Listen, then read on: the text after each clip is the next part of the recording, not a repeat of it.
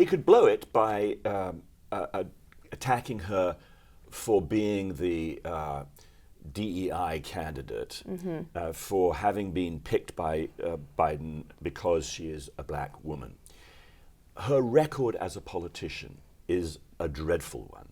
Her voting record, her extraordinary inabilities on the stump, her campaigning is exceedingly weak. Welcome to the Debrief. We talk with the Washington Examiner's top journalists about the headlines they're covering and where the story's going next. I'm Sarah Bedford, and I'm here with Editor-in-Chief Hugo Gurdon. And Hugo, you write in your column this week that Democrats would like the race to be focused entirely on Donald Trump and what they see as Donald Trump's big flaws and even threats to the future of the country. But the dramatic nature of the installation of Kamala Harris as the Democratic nominee, the fact that there was no vetting process through a primary or anything like that, will make it really difficult to turn the page to Trump, right? Yes, it will. I mean, as you know, Sarah, the Democrats have calculated over the course of probably more than a year, probably more than 2 years, that their best path towards retaining the White House is to make voters regard this as an election which is a referendum on Trump. That's one of the reasons why these really very politically motivated prosecutions were put into train, indeed with the encouragement, we now know, of President Biden. And the Democrats have been constantly referring to former President Trump's 34 felony convictions and ventilating his sexual past in order to make him just look like a dirty crook. And that is what the path to the White House, that is what the strategy of the Democrats has been. Obviously, part of that, when Biden was still running, was in order to have people not look at President Biden. Unfortunately for them, that wasn't a sustainable strategy, because there came a point when he was losing so badly that he recklessly challenged President Trump to a debate and melted down in debate and focused enormous attention on his own failures and failings, his inabilities. And of course, that eventually meant that the Democrats thought, this fellow cannot win, we have to get rid of him. They got rid of him. But now Kamala Harris is pretty much locked up the nomination, and people know her to some extent, and indeed to the extent that they know her, they don't like her. But she's nothing like as well known as President Trump is.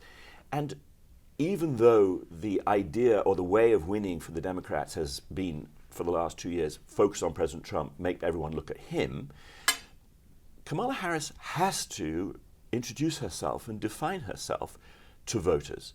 And the more that she defines herself, the more they come to know her, the less they like her. So there's a dichotomy and a tension within the Democratic strategy which is going to play against her until Election Day. You mentioned something really important in there. You said prior to the debate, Biden was losing so badly that he agreed to that gambit. And I think that a lot of folks have lost sight of that over the past few weeks of focus on Biden's age, that this wasn't going well before Biden's age problems came to the fore like that. And Kamala Harris will presumably, once the dust settles, be saddled with a lot of that same baggage that Biden had, right? Including the border. Absolutely. She absolutely owns the agenda of the administration, of which she is the second in command. She has supported everything that President Biden has done, and indeed her own voting record prior to joining the ticket was even further left-wing. She was designated the most left-wing senator in the Senate. But the point you make about the border is a really intriguing one.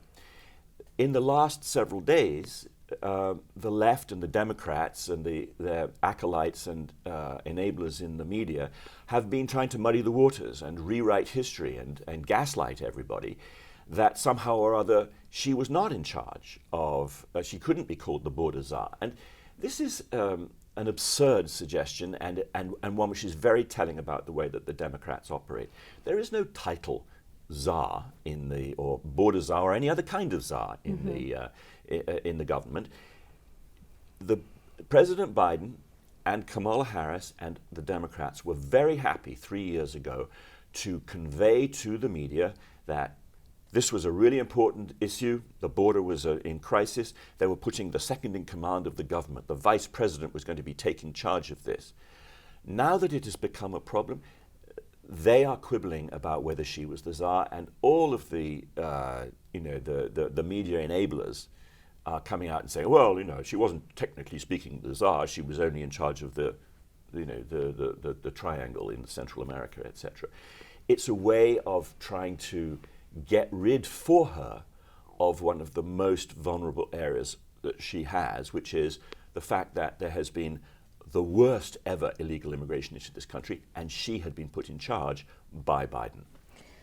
Donald Trump has this small window of opportunity right now to help define Kamala Harris to an electorate that, as you mentioned, doesn't really know her as well, nowhere near as well as they knew Biden and Trump. If you're Trump's advisor, how are you telling him he should use that opportunity? And conversely, how could he blow this? He could blow it by attacking her for being the DEI candidate, for having been picked by Biden because she is a black woman.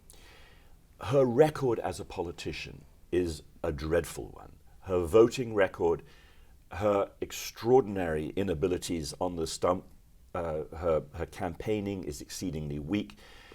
If Trump focuses on the DEI aspect of her appointment, then it's just going to make him seem, the nasty and crude fellow that a lot of people think he is.